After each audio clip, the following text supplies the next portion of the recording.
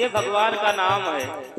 भगवान का नाम भव बंधन से छुड़ा देने वाला है, लेकिन भगवान का नाम लेना पड़ता है, लेकिन भगवान का नाम आता नहीं है। सब काम हो जाता है, लेकिन भगवान का संकीर्तन जल्दी से नहीं आता है, क्योंकि बहुत कठिन है। और जीवन के जितने काम हैं वो सब सरल है, लेकिन केवल और केवल भगवान का संकीर्तन, भगवान का भजन ही कठिन है। क्यों? क्योंकि अंदर से हमें पाप ताप संताप ने दबा रखा है।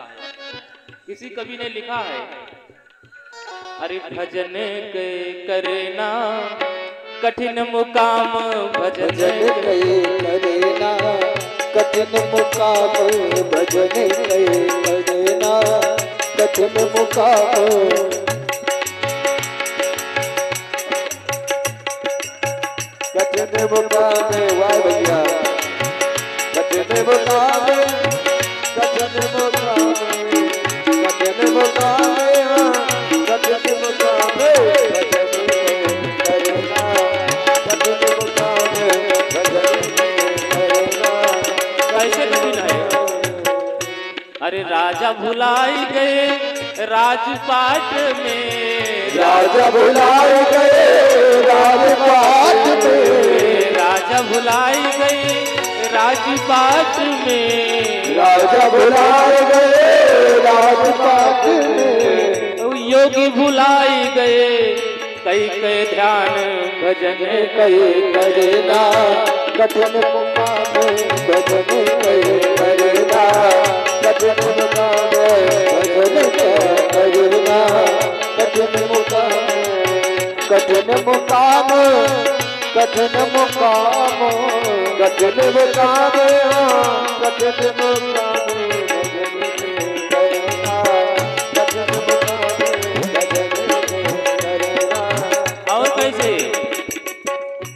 अरे ज्ञानी भुलाई गए ज्ञान ध्यान में, ज्ञान भुलाए गए ज्ञान ध्यान में, ज्ञानी भुलाई गए ज्ञान ध्यान में, ज्ञान भुलाए गए ज्ञान ज्ञान में, दानी भुलाई गए तई के दान भजन के करना कठिन मुकाम, भजन करना कठिन मुकाम, भजन करना कठिन मुकाम, भजन करना कठिन मुकाम। अरे भजन के करना भजन के करना, अरे कठिन मुकाम भजन के करना, कठिन मुकाम, भजन करना कठिन मुकाम, कठिन मुकाम, कठिन मुकाम, कठिन मुकाम, कठिन मुकाम,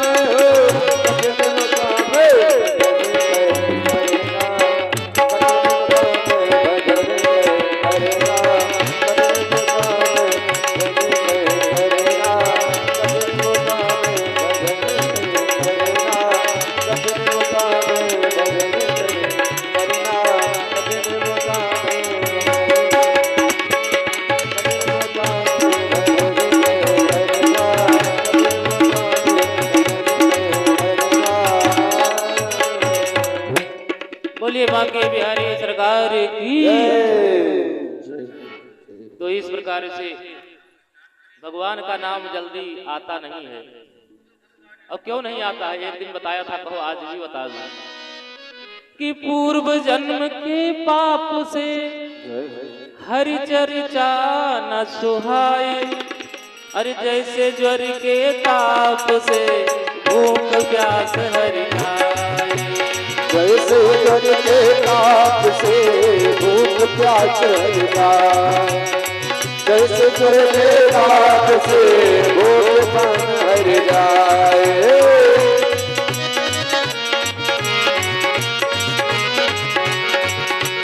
पूर्व जन्म के पाप से हरि चर्चा न सुहाए, जैसे जल के ताप से भूख प्यास हरि जाए, से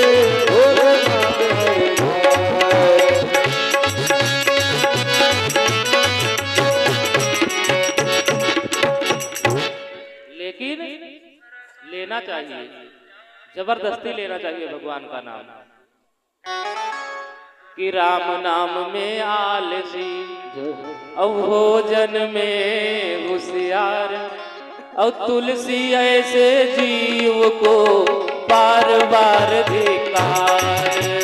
तुलसी ऐसे जीव को बार बार धिक्कार, और तुलसी ऐसे जीव को बार बार धिक्कार। तुलसी ऐसे जीव को बार बार धिक्कार। बोलिए कृष्ण कन्हैया लाल की जय। तो इस प्रकार से कथा चल रही थी कि भगवान ने कुब्जा के ऊपर दया किया और भगवान पहुंच गए, शिविर में प्रवेश करने लगे जहां पर कंस ने मल्ल युद्ध का आयोजन किया था। वहां पहुंच गए, जैसे अंदर प्रवेश करने लगे पहले से ही व्यवस्था करी गई थी। कुबलया पीठ नाम का हाथी द्वार पर खड़ा था। हमारे कन्हैया ने कहा, आए महावत, इस हाथी को हटा दो। महावत ने नहीं सुना। कन्हैया जी ने कहा, क्या हमने जो कहा आपने सुना नहीं? जल्दी से हाथी को हटा दो, हमें अंदर जाना है, और नहीं तो तुम्हें और तुम्हारे हाथी को यम सदन पहुंचा दूंगा। इस प्रकार से हमारे कन्हैया जी ने जब कहा तो महावत ने हटाया नहीं और हाथी को कन्हैया की तरफ बढ़ा दिया, क्योंकि ये पहले से ही कंस की व्यवस्था करी गई थी। इस प्रकार से हमारे कन्हैया और बलराम जी ने हाथी के एक एक मोटे मोटे दांत को पकड़ लिया और खींच करके हाथी के दोनों दांतों को उखाड़ लिया। बोलिए कृष्ण कन्हैया लाल की जय हो। इस प्रकार से कुबलया पीठ हाथी, जो बहुत सारे हाथियों का बल जिसमें था, आज हमारे कन्हैया और बलराम ने उसका दांत उखाड़ करके और उसका भी गोविंदाय नमो नमः कर दिया। इसके बाद कहा, भैया जब द्वारे पे ही खटपट तब अंदर जरूर कुछ गड़बड़, क्या भरोसा किसी का, इसलिए चलो दांत अपने साथ ही ले चलते हैं, अस्त्र का काम करेगा। रक्त रंजित उस दांत को ले करके और कन्हैया और बलराम जी कांधे पर रख करके पहुंच गए अंदर। इस प्रकार से कंस के यहाँ जो पहलवान थे, मुष्टि चारुण इत्यादि, जैसे ही देखा, कहा, अरे नंद के लाला, तेरा बहुत नाम सुना है, तूने बड़े बड़े राक्षसों को मार दिया, अघासुर, तृणावत, केसी इत्यादि राक्षसों को मार दिया, आओ दो हाथ हमसे करो। कन्हैया ने कहा, भैया अरे ये जो कुश्ती है ये बराबरी के लोगों से होती है, और तुम्हारी और हमारी कहां बराबरी? तुम हाथी जैसे और हम छोटे से बालक, बराबरी से युद्ध होता है। वो कहने लगा कि तुम बालक नहीं हो, इतने बड़े बड़े राक्षसों को मार दिया, अपने आप को बालक समझते हो। और इस प्रकार से कन्हैया जी ने कहा कि लगता है तुम लोग बुद्धि से शून्य हो। देखो भाई, अखाड़े में अपने बराबर के पहलवानों से कुश्ती हो, हमारे बराबर का कोई निकालो और फिर देख लो अगर देखना है तो। इस प्रकार से हमारे कन्हैया कहने लगे, लेकिन मुष्टिक और चारुण एक ना मानी और कहे, आओ दो दो हाथ करें।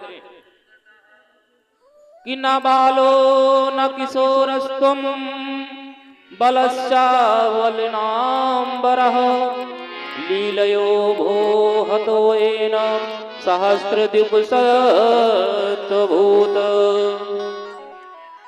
तुम न बालक हो न किशोर हो, इतने बड़े बड़े राक्षसों को मार दिए, अपने आप को बालक समझते हो। इस प्रकार से जब मुष्टिक और चारुण कहने लगे तो तस्माद् भवन्ता भूया सुरमल्लावे भारताजिरे चारुणो मुष्टिकाकूटः सलश्लोसल एव च। इस प्रकार से हमारे कृष्ण कन्हैया और बलराम जी मुष्टिक और चारुण से एक एक करके भिड़ गए, और वहां जो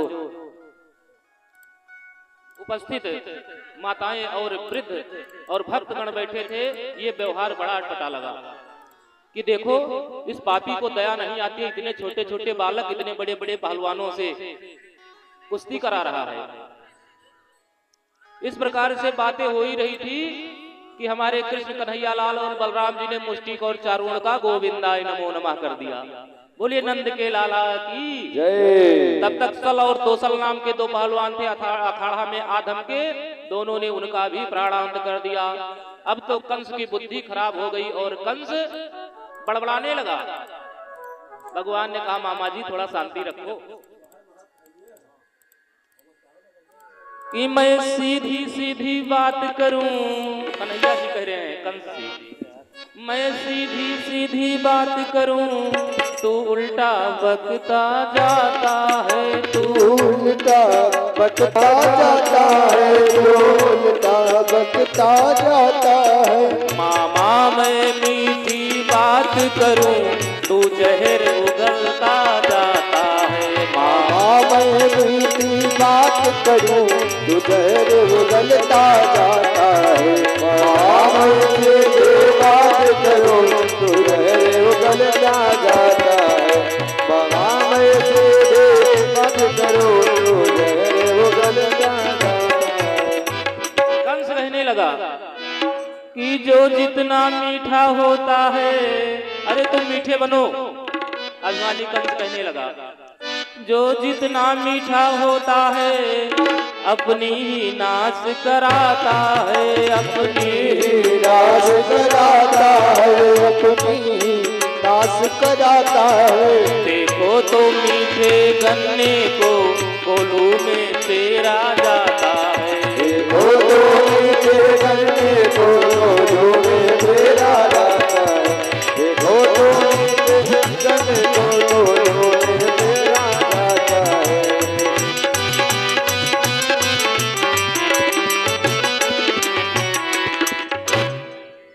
इस प्रकार से हमारे कन्हैया जी तो मीठी मीठी बातें करें, लेकिन कंस बड़बड़ाने लगा।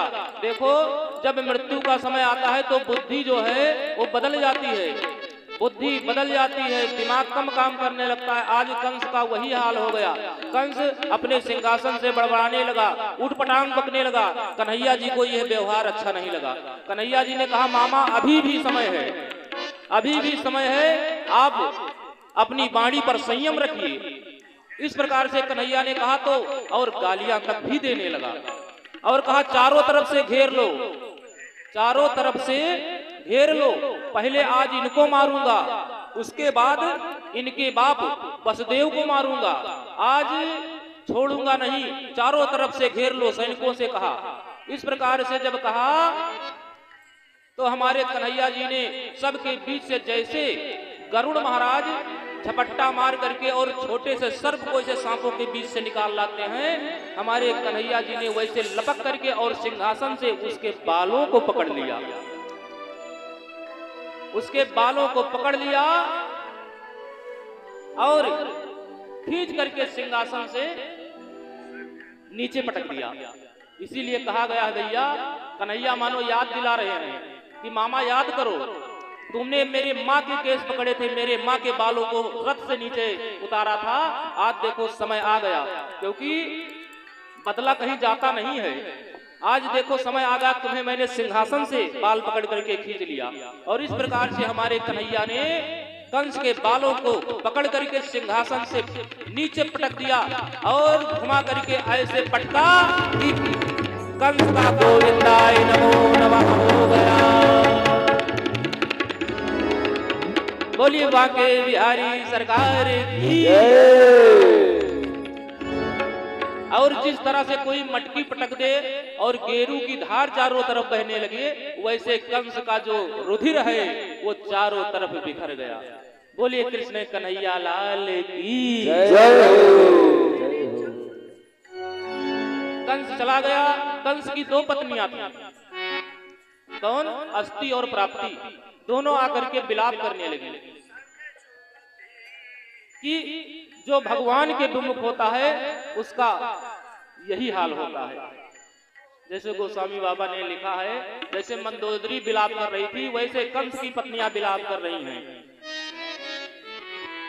मंदोदरी क्या कहा था रावण से कि वरुण कुबेर सुरेश समीरा,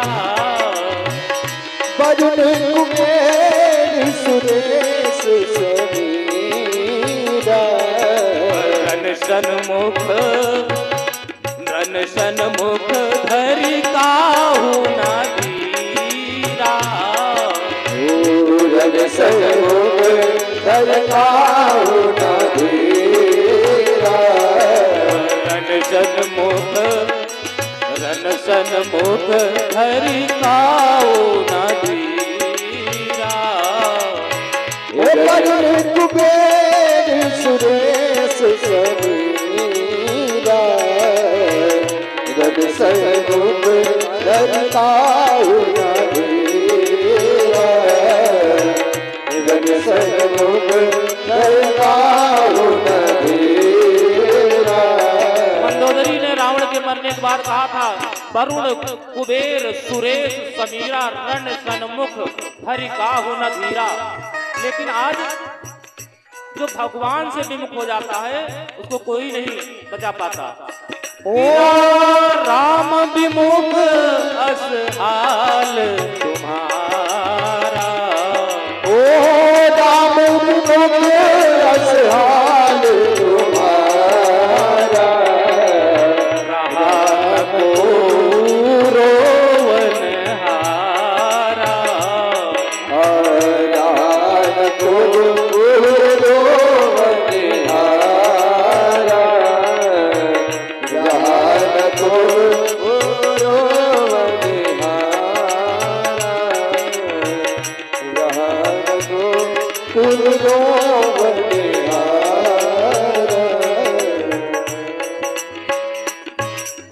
भैया इसीलिए कहा गया है हमेशा अपने कर्मों को अच्छा करना चाहिए, क्योंकि अनजाने में बहुत भूल हो जाती है, अनजाने में बहुत सारी भूल हो जाती है, तो जान करके तो गलती नहीं करना चाहिए। एक बार प्रेम से बोलिए बांके बिहारी सरकार की जय। और हमारे वाले का थोड़ा साउंड बढ़ा दीजिए।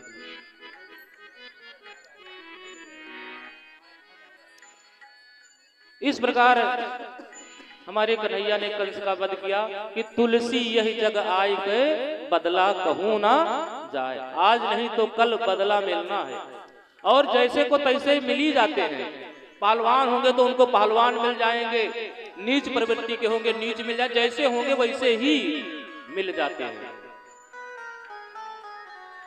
कि जैसा को तैसा मिले, और मिले नीच को नीच, और पानी में पानी मिले, मिले कीच में कीच, पानी में पानी मिले, मिले कीच में कीच, पानी में पानी मिले, मिले कीच में कीच, जैसे फूले सामने मिले नीच को नीच, पानी में पानी मिले, मिले कीच में कीच, पानी में पानी मिले, मिले कीच में कीच, पानी में पानी मिले, मिले कीच में कीच।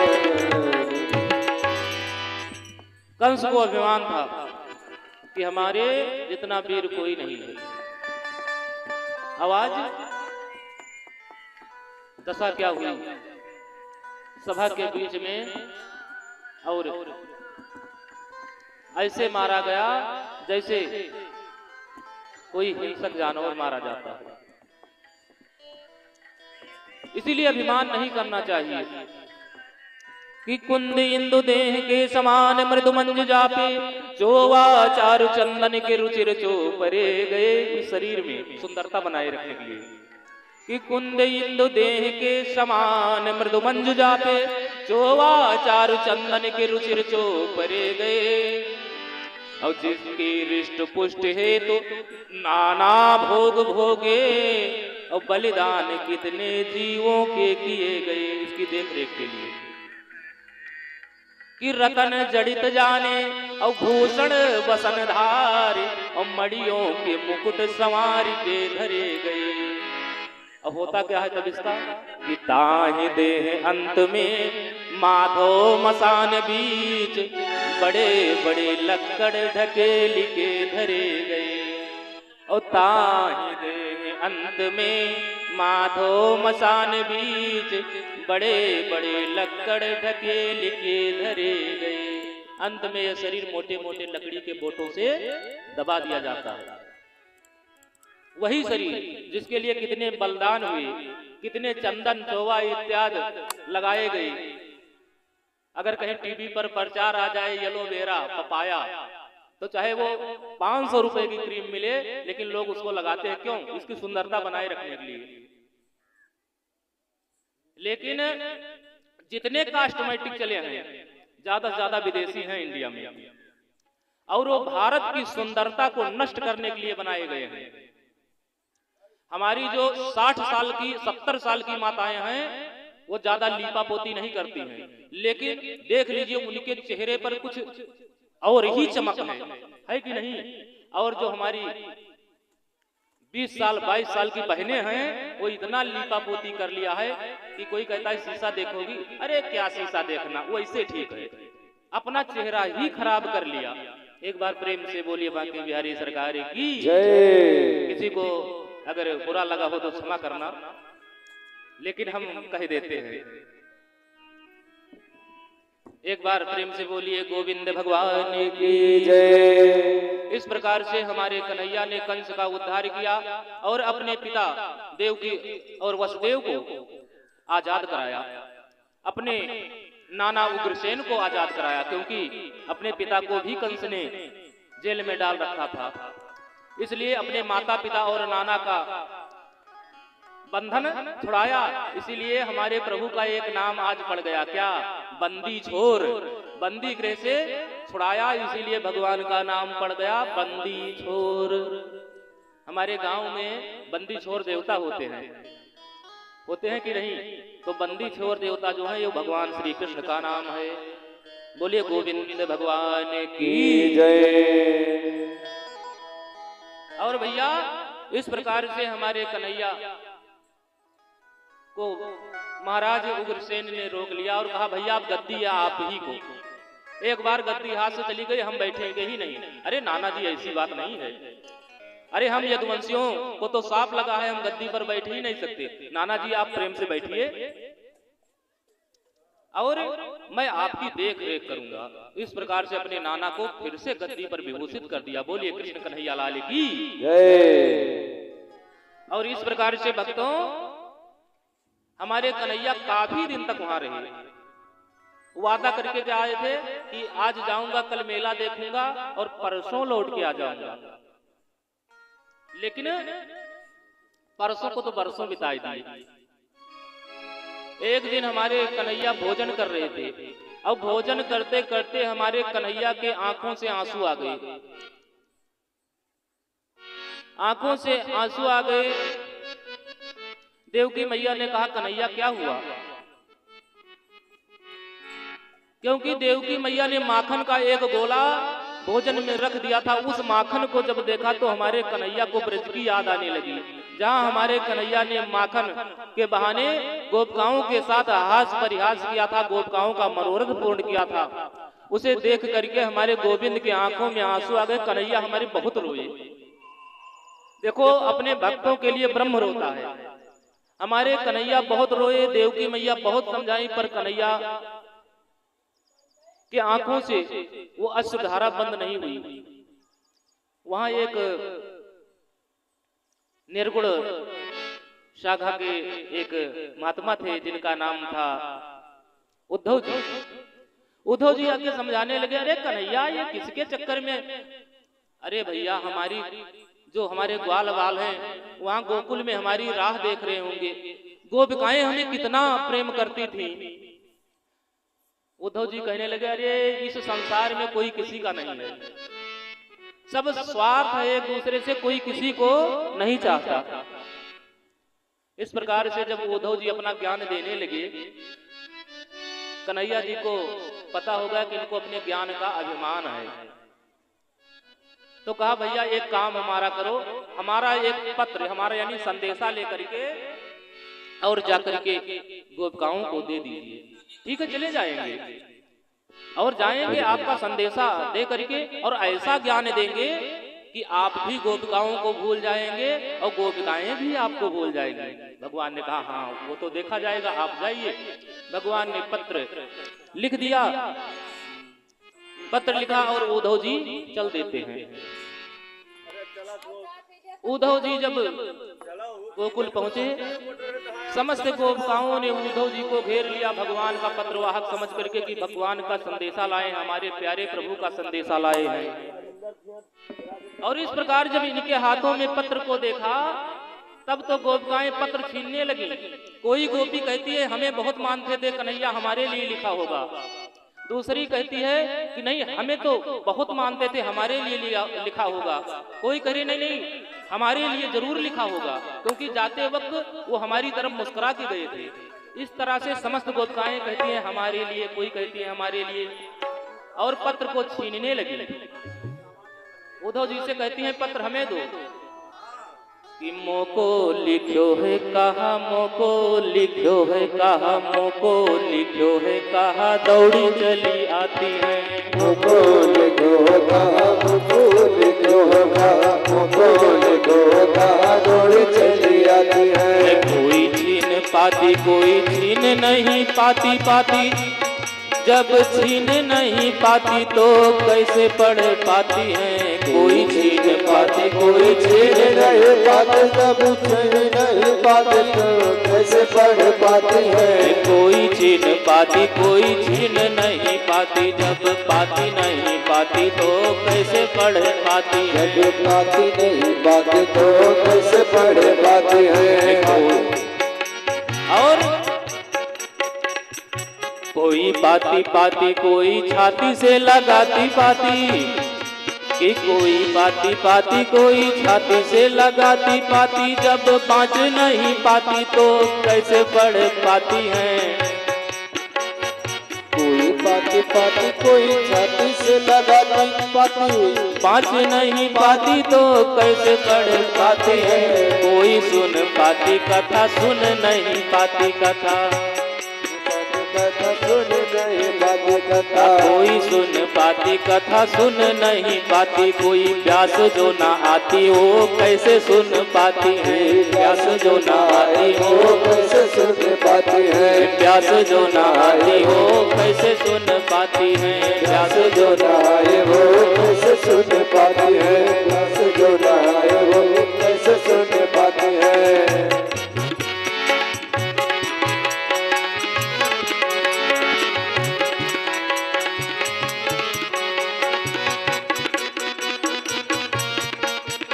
इस प्रकार से गोपिकाओं ने पत्र के टुकड़े टुकड़े कर दिए छीनते में, कोई नहीं पढ़ पाया।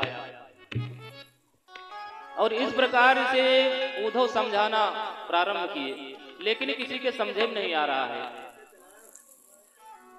बहुत समझा रहे हैं। गोपिकाएं क्या कहती हैं उद्धव जी से कि उद्धव जी ये आप जो हमें ज्ञान सिखा रहे हैं हमारे लिए कोई माने नहीं रखता।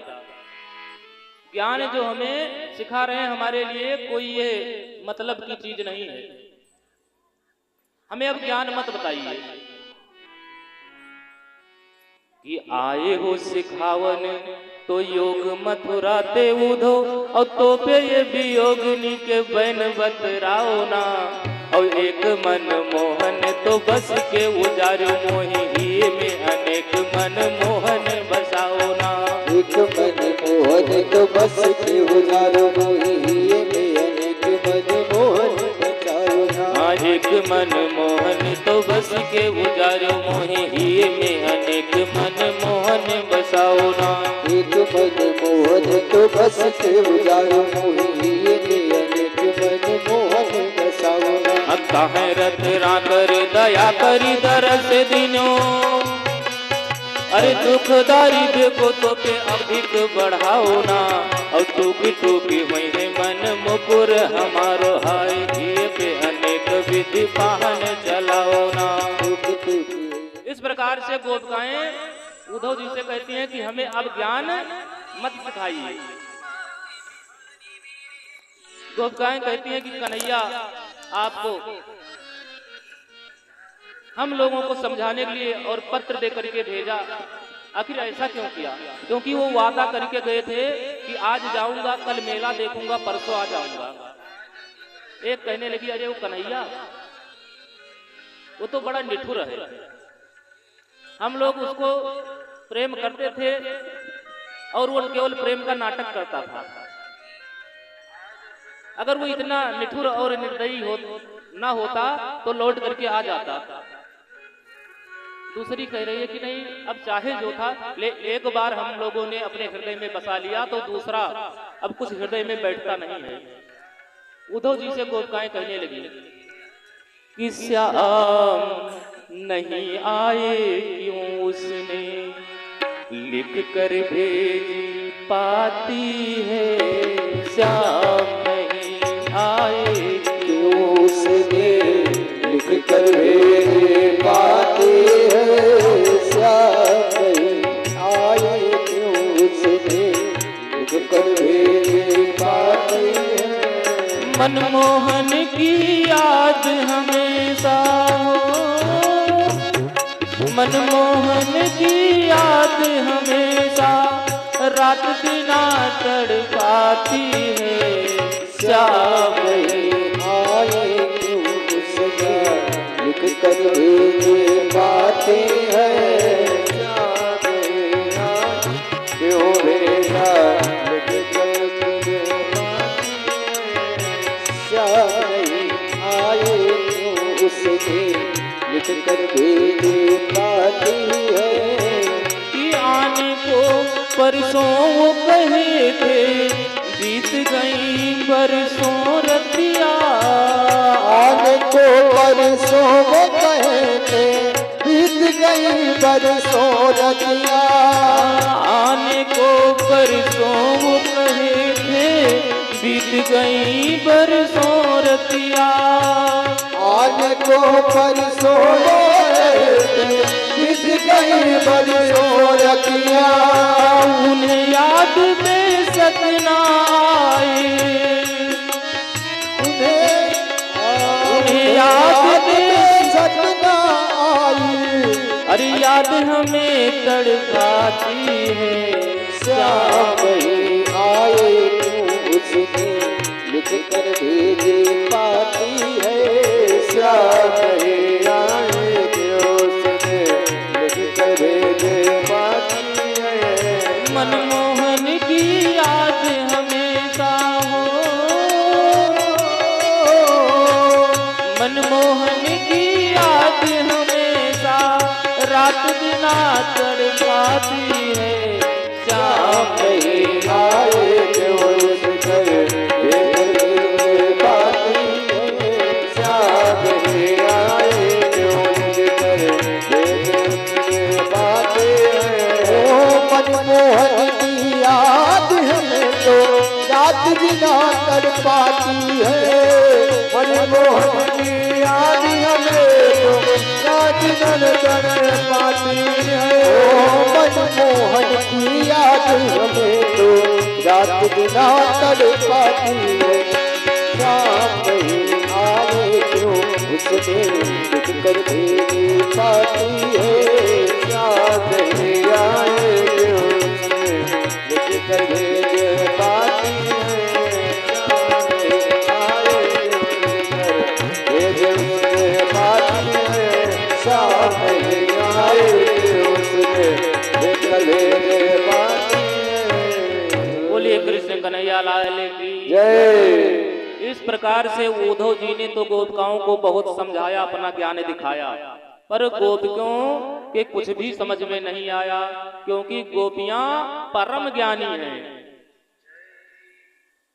उनको ज्ञात है कि हमारे कन्हैया ब्रह्म हैं, क्योंकि भक्तों को पता हो जाता है। और इस प्रकार से गोपिकाएं कहने लगी उद्धव आप समझो ही क्या प्रेम, कि प्रेम होता क्या है। प्रेम होता ही क्या है आप क्या जाने।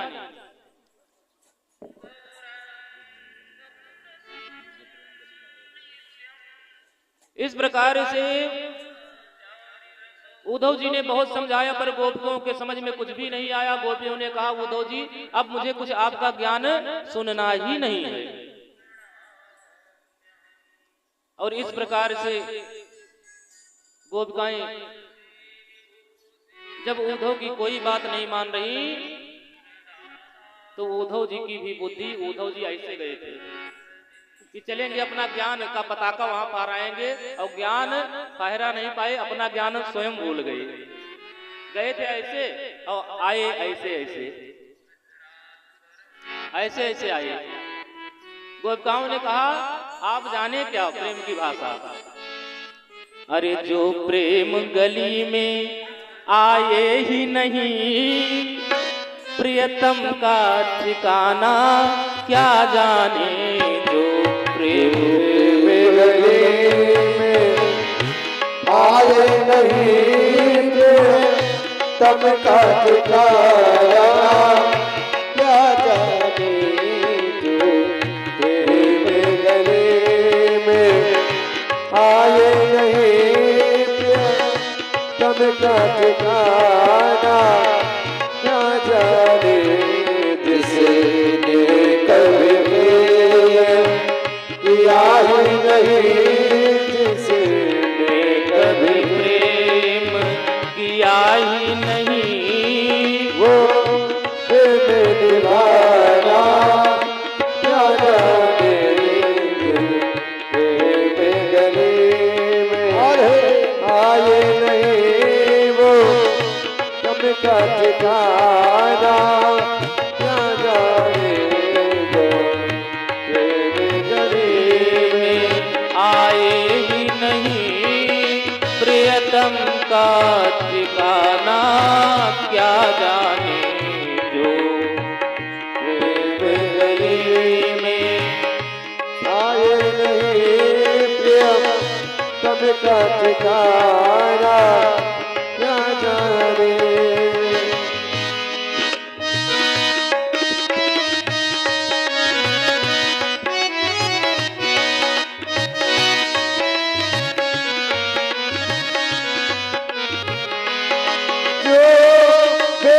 पढ़े बेटी करे मन में नहीं मन गाए। जो वेद पढ़े और वेद करे मन में नहीं गाए। कोई कितना भी चाहे ज्ञान कहे, कितना भी चाहे प्यार कहे हो, वान को पाना क्या जाने। कोई कितना भी चाहे ज्ञान कहे, भगवान को पाना क्या जाने। जो प्रेम गली में आए नहीं, तब का ठिकाना क्या जाने। किसी कभी किया ही नहीं, वो प्रेम निभाना क्या जाने। किसी कभी में किया ही नहीं, वो तब का ठिकाना क्या जाने।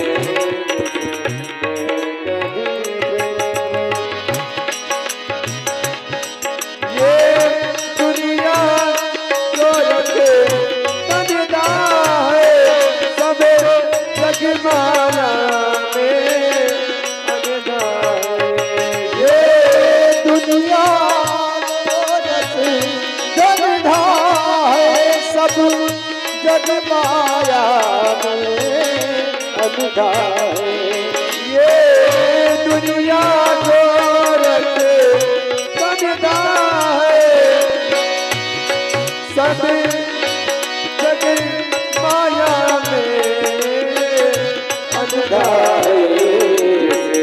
अधिक प्रभु को जिसे अधिक प्रभु को देखा नहीं वो रूप बताना अधिक प्रभु देखा नहीं वो रूप बताना क्या जाने भाई अब का दिखाना क्या जाने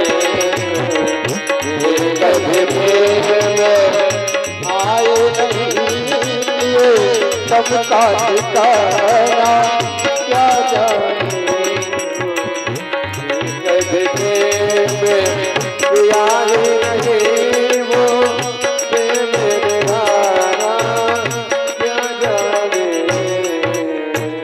बोलिए कृष्ण कन्हैया लाल की जय। और इस प्रकार से उद्धव जी अपने ज्ञान का भंडार लेके गए थे ज्ञान सिखाने, लेकिन अपने ज्ञान खुद ही भूल गए कि हम कौन हैं और कहाँ आए थे। कई दिन तक उद्धव जी रहे और जब अपने देह गेह का नेह हुआ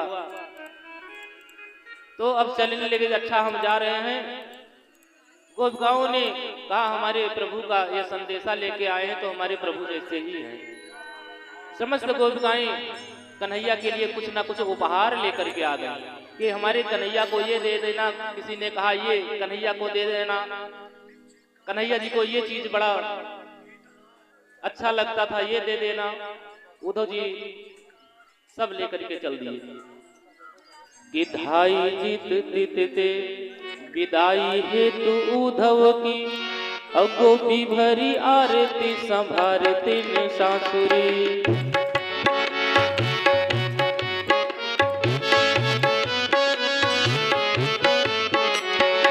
कहे रत ना कर मयूर पुछ कोई लिए कोई गुंज अंजलि उमाए प्रेम आसुरी।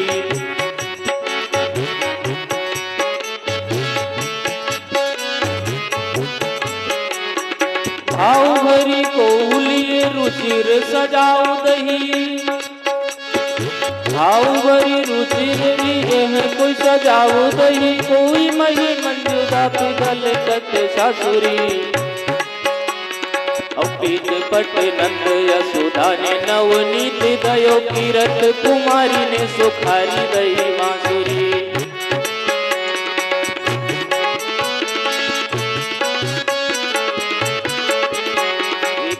पट नंद यशोदा ने नवनीत दियो कीरत कुमारी ने सुखारी दही बांसुरी। पीत पट नंद यशोदा ने नवनीत दियो कीरत कुमारी ने सुखारी दही बांसुरी। पीत पट नंद यशोदा ने नवनीत दियो कीरत कुमारी ने सुखारी दही बांसुरी। इस प्रकार से पीत पट नंद यशोदा ने नवनीत यानी मक्खन और कीरत कुमारी ने सुखारी दई बांसुरी। कीरत कुमारी कौन है? हमारी राधा रानी। राधा रानी ने एक बांसुरी दिया कन्हैया को भेंट कर देना।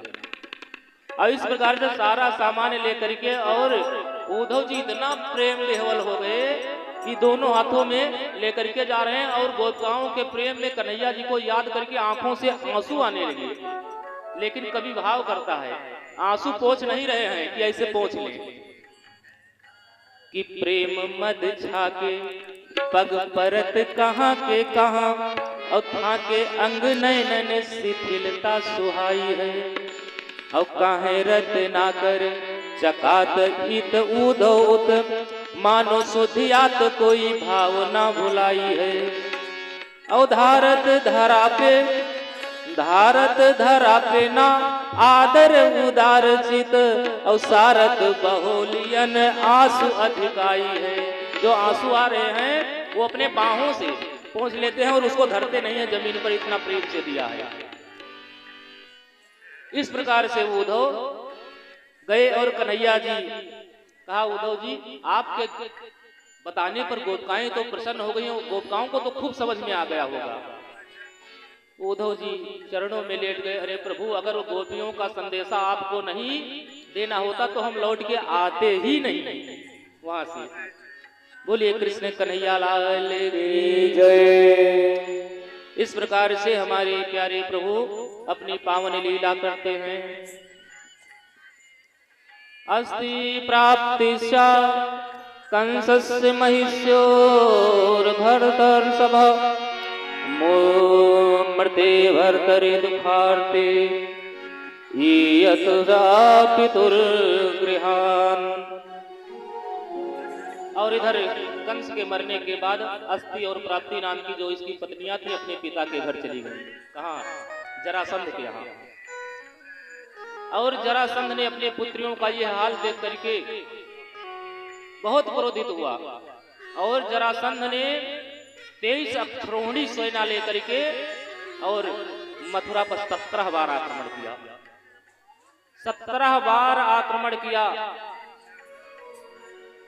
इसके बाद फिर जब पराजित हुआ तो अब की बार काल यवन को साथ लेकर के मिलेच्छों की सेना लेकर के आया और अब की बार ब्राह्मणों को आगे किया, क्योंकि वो जानता था कि प्यारे प्रभु ब्राह्मणों पर हाथ नहीं उठाएंगे। ब्राह्मणों को जब आगे कर दिया तो अब की बार जब आक्रमण किया हमारे प्यारे प्रभु रण छोड़ करके भाग गए और काल यवन पीछा किया। पीछा करते करते भगवान एक गुफा में घुस गए जहां पर मुचकुंद महाराज सो रहे थे और मुचकुंद महाराज देवासुर संग्राम में गए थे और वहां देवताओं की सहायता किए। देवताओं ने कहा वरदान मांगो। उन्होंने कहा मैं बहुत थक गया हूं, मैं सोना चाहता हूं। देवताओं ने कहा जा करके आप किसी स्थान पर सो जाएं, अगर आपको सोते हुए कोई जगाएगा तो जल करके भस्म हो जाएगा। और भगवान चुपचाप उसी गुफा में घुस गए जहां मुचकुंद महाराज सो रहे थे, अपना पीतांबर उनके ऊपर डाल दिया और बगल में खड़े हो गए। और जब काल यवन वहां पर पहुंचा तो काल यवन ने सोचा कि अभी भाग रहा था, पीतांबर उड़ के सो गया।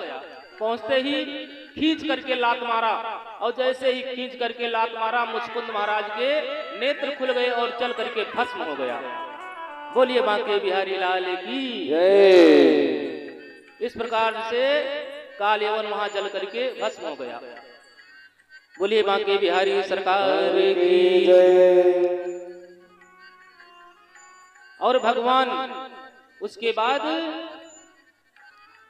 द्वारिकापुरी जाकर के सुंदर नगर बसा करके और प्रेम पूर्वक रहने लगे द्वारिकापुरी में। बोलिए द्वारिकाधीश भगवान की जय।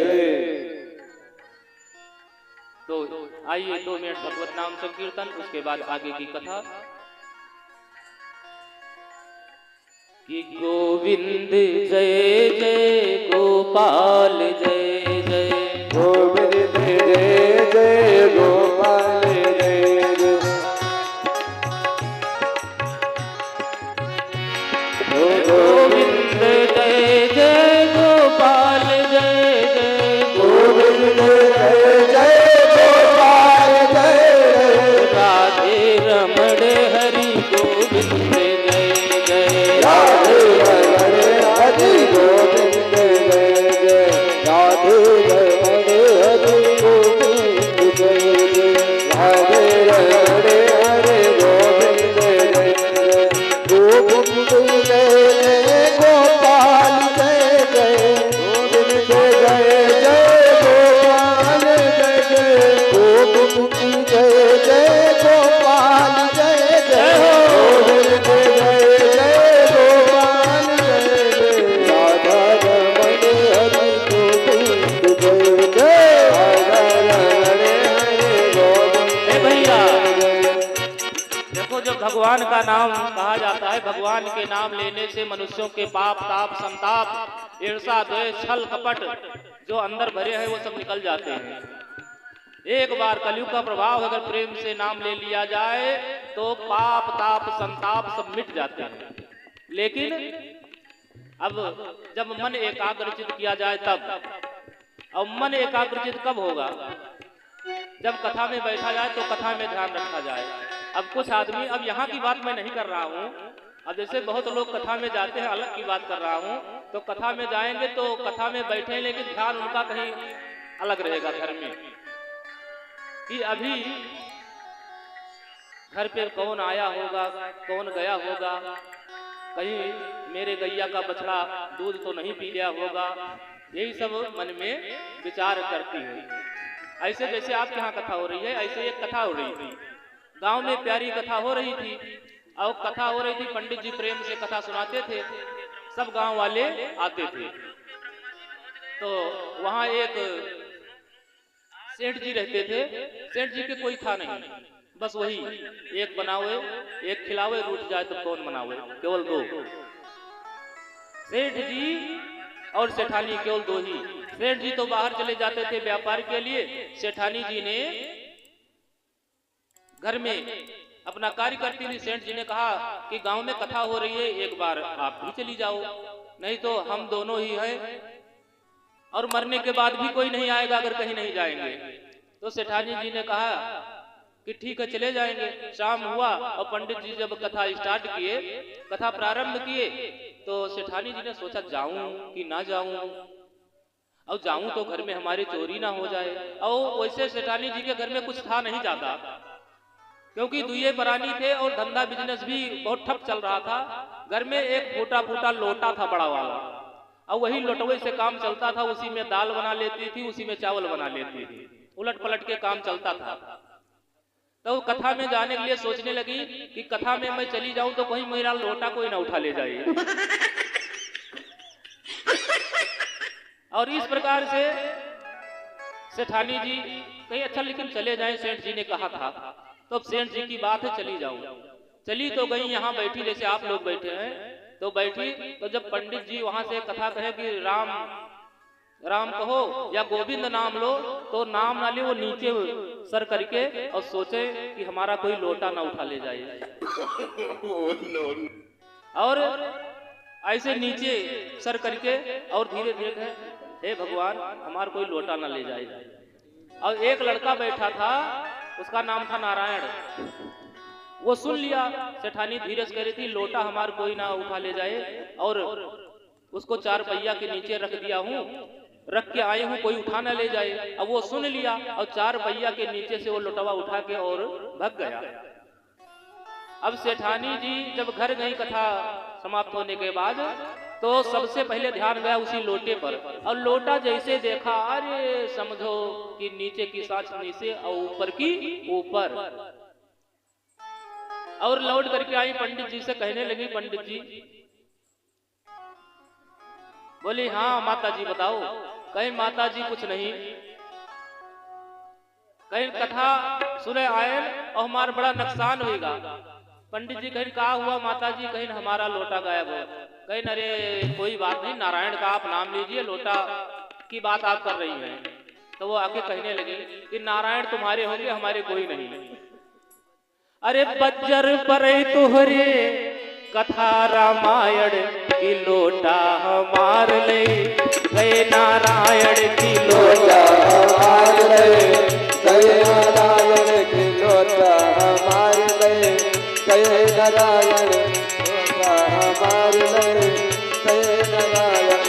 कहीं ना आप कथम कहा नारायण नारायण था, वही नारायण ले गए हमारा। अरे बज्जर पर तोहरे, अरे बज्जर पर तोहरे कथा रामायण की लोटा हमार ले गए, नारायण की लोटा हमार ले गए, नारायण की लोटा हमार ले गए, नारायण की लोटा हमार ले गए, नारायण।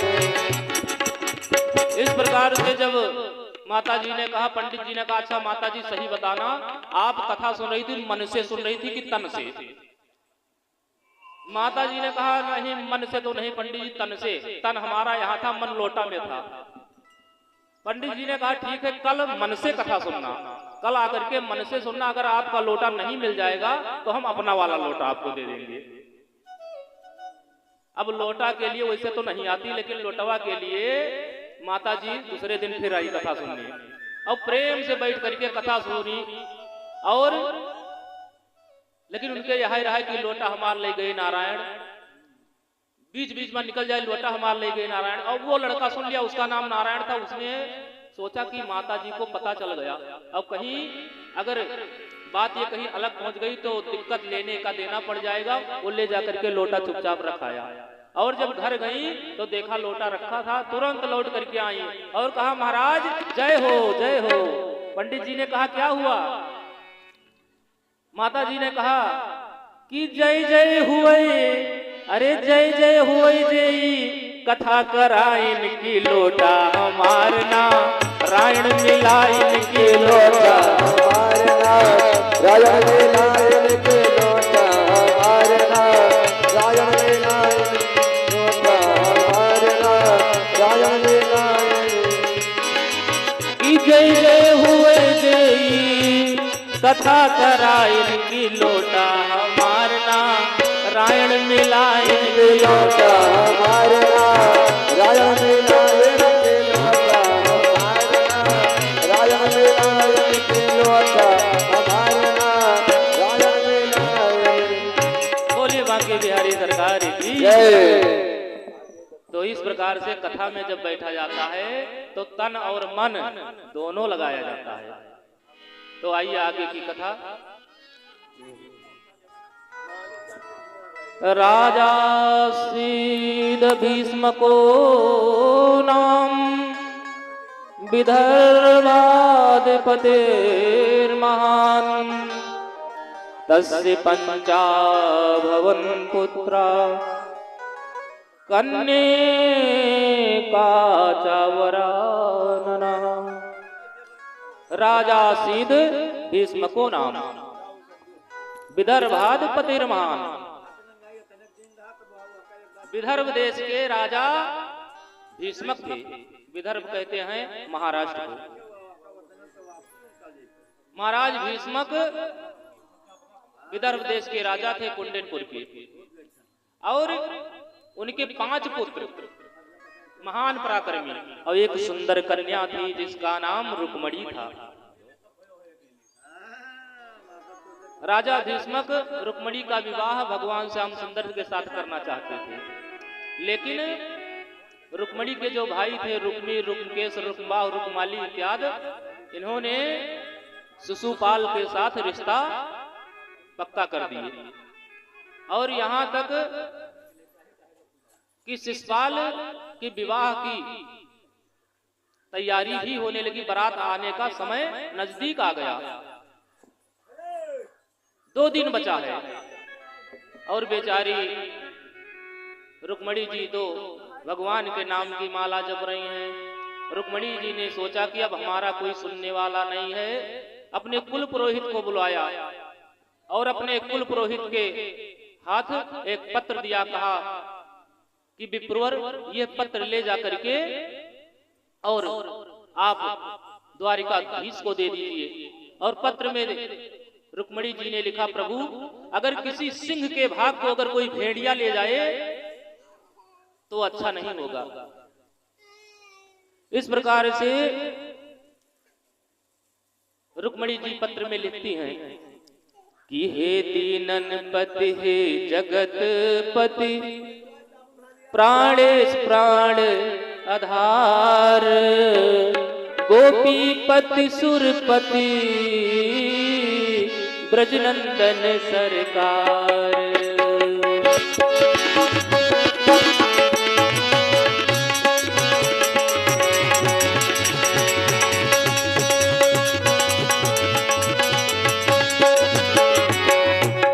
और रुक्मणी जी ने पत्र में लिखा कि चरणों में मेरा हो बंधन, 7 बार मिलन हरि सम्मेलन, 7 बार मिलन हरि सम्मेलन। हे नाथ रुक्मणी दासी को निज चरणन में दीजिए शरण, हे नाथ रुक्मणी दासी को चरणन में दीजिए शरण, हे नाथ रुक्मणी दासी को निज चरणन में दीजिए शरण। नाथ रुक्मणी दास को निज चरणन में दीजिए शरण, नाथ रुक्मणी दास को निज चरणन में दीजिए शरण। बोले बांके बिहारी लाल की जय। तो इस प्रकार से पत्र लिख करके और ब्राह्मण देवता को दे दिया। ब्राह्मण देवता द्वारिकापुरी आ गए और भगवान श्याम सुंदर के हाथों में पत्र दिया। भगवान